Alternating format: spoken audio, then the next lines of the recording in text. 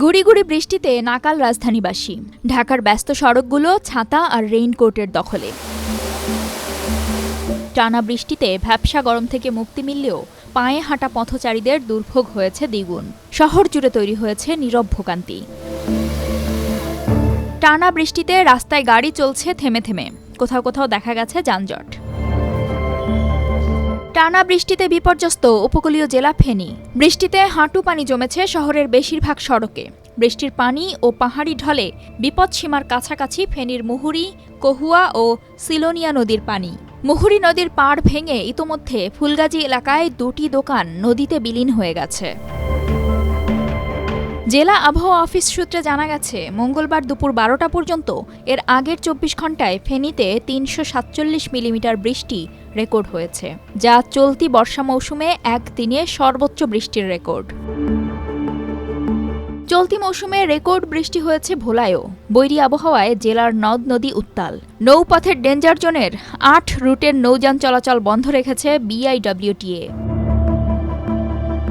বৈরী আবহাওয়ার কারণে চট্টগ্রাম, কক্সবাজার, মোংলা ও পায়রা সমুদ্র বন্দরকে 3 নম্বর স্থানীয় সতর্কতা সংকেত দেখিয়ে যেতে বলা হয়েছে। পাশাপাশি দেশের অভ্যন্তরীণ নদীবন্দরগুলোকে দেখাতে বলা হয়েছে 1 নম্বর নৌ সতর্কতা। গোটা দেশের এই পরিস্থিতি আগামী 5 দিন অব্যাহত থাকতে পারে বলে পূর্বাভাস দিয়েছে আবহাওয়া অফিস।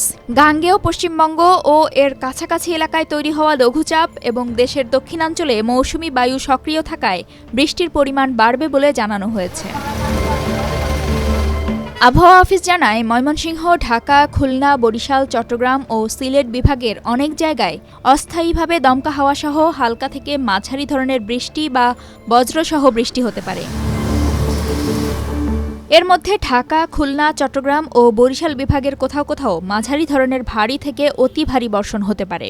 রংপুর ও রাজশাহী বিভাগেও মাঝারি থেকে ভারী বৃষ্টির সম্ভাবনা রয়েছে। এই সময়ে সারা দেশে দিন ও রাতের তাপমাত্রা সামান্য হেরফের হতে পারে, তবে সার্বিকভাবে তা প্রায় অপরিবর্তিত থাকবে।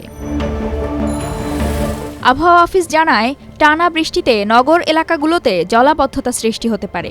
বিশেষভাবে সতর্ক থাকতে হবে নিচু ও বন্যাপ্রবণ এলাকার বাসিন্দাদের।